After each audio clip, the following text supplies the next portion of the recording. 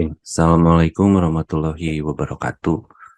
Selamat malam, eh, konbanwa. Ini akan saya jelaskan sedikit mengenai apa yang akan menjadi pembicaraan kita nanti pada hari Kamis pukul 14.40. Eh, yang akan saya bahas, biar nanti tidak terlalu lama, adalah mengenai kurikulum yang Anda hadapi. Ini di sebelah kiri layar, Anda bisa lihat di sini ada sebaran mata kuliah per semester dan Anda sudah mencapai semester 5 sampai sini. Nah, untuk semester 6 ada sedikit perubahan yang awalnya kita membagi mata kuliah konsentrasi ini menjadi 3 jurusan gitu ya, konsentrasi bahasa, budaya, dan pariwisata.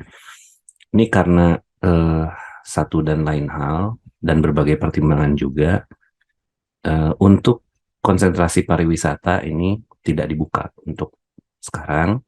Yang dibuka itu konsentrasi bahasa dan konsentrasi budaya.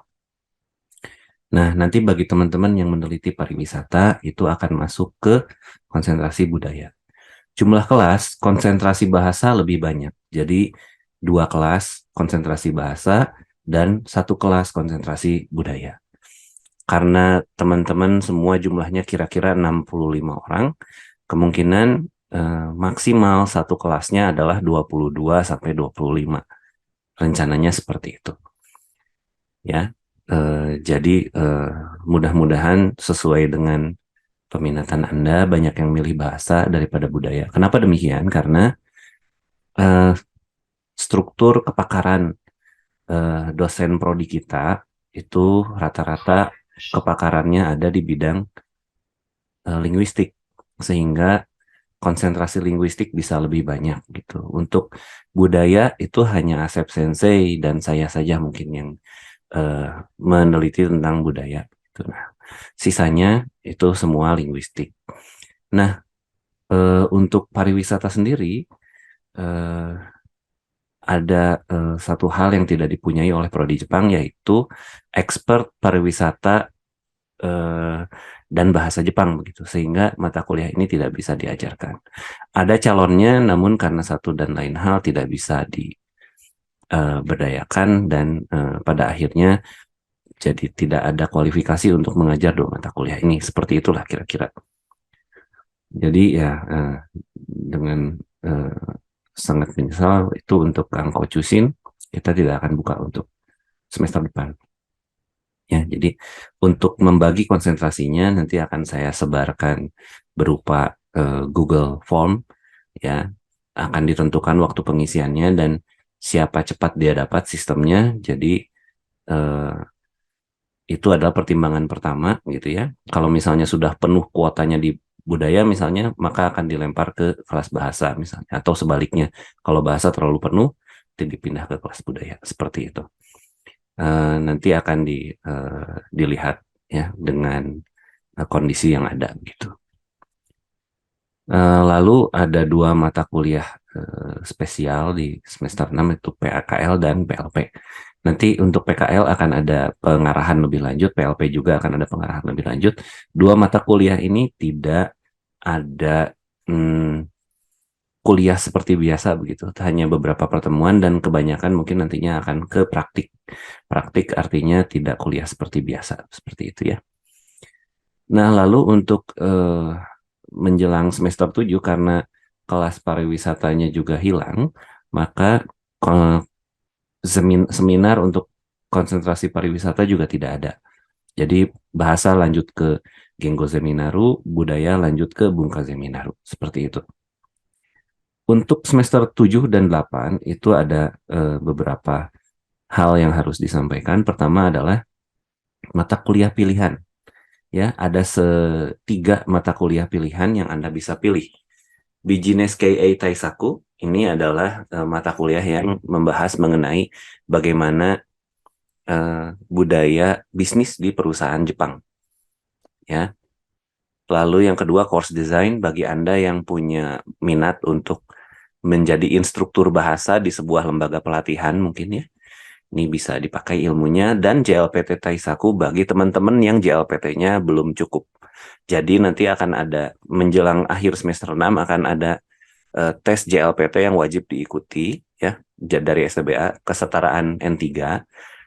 Nah, bagi teman-teman yang skornya rendah itu akan diwajibkan untuk mengambil JLPT Taisaku ya.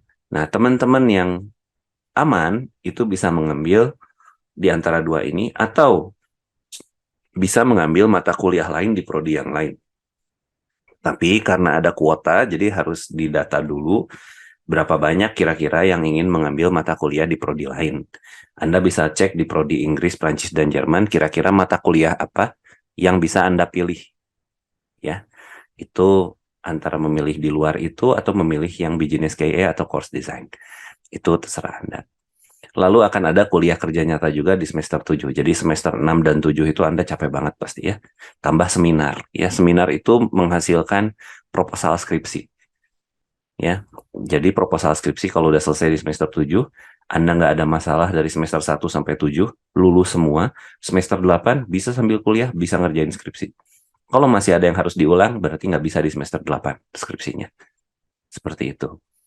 Ya. Di semester 8 itu mata kuliah hanya mata kuliah pilihan sama dari prodi juga ada disediakan. Genzai Nihon Shakai itu rencananya membahas Jepang dewasa ini gitu ya. Lalu Kaiwa Zosing itu Kaiwa pendalaman Kaiwa dan Bunken Dokusho itu pendalaman Dokai. Dua-duanya adalah mata kuliah produksi bahasa. Anda boleh mengambil salah satu dari ini atau mengambil di prodi lain juga di semester genap. Itu pilihan Anda. Kenapa Kaiwa dan Bunken Dokusho? Kalau Kaiwa, karena memang Kaiwa terakhir itu kan semester 6 ya. Semester 7 Anda nggak ada Kaiwa. Semester 8 ada Kaiwa dan rencananya kalau Sensei masih bersama kita, ya Sensei yang mengajar di sini. Ya. Lalu Bunken Dokusho itu adalah terusannya Dokai. Ya, karena Anda ketika bikin skripsi, Anda harus mulai membaca mengenai jurnal-jurnal ilmiah dalam bahasa Jepang. Nah, ini akan dilatih di sini sambil ngerjain skripsi, rencananya begitu ya. Genzai Nihon Shakai Jepang dewasa ini juga rencananya akan dibawakan oleh sensei gitu. Nah, di sini yang saya ketik merah di sini ada awalnya mata kuliah antar prodi. Ini karena ada perubahan konsep dari MBKM Kampus Merdeka gitu ya. Merdeka Belajar Kampus Merdeka. Jadi tipe mata kuliah ini dihilangkan. Jadi Anda tidak ngambil double gitu. Anda ngambil salah satu, apakah mau keluar prodi atau mau ngambil yang di dalam prodi di mata kuliah pilihan. Oleh karena itu maka SKS-nya berkurang. Awalnya semester 7 itu 18 menjadi 16 dan semester 8 dari 12 menjadi 10.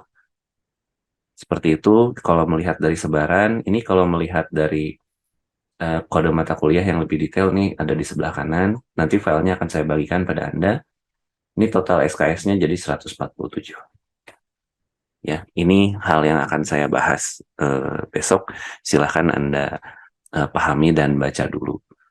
Seperti itu mungkin. Lalu ini di file yang sama, ini saya berikan juga ini lembar monitoring yang mungkin dulu pernah diberikan, akan saya update dan akan saya berikan pada Anda untuk Anda bisa menerka-nerka kira-kira jumlah IPK-nya berapa gitu ya. Nanti akan saya ajarkan juga besok cara menghitungnya. Pada hari Kamis maksudnya. Itu saja mungkin prolog dari saya. Terima kasih. Assalamualaikum warahmatullahi wabarakatuh.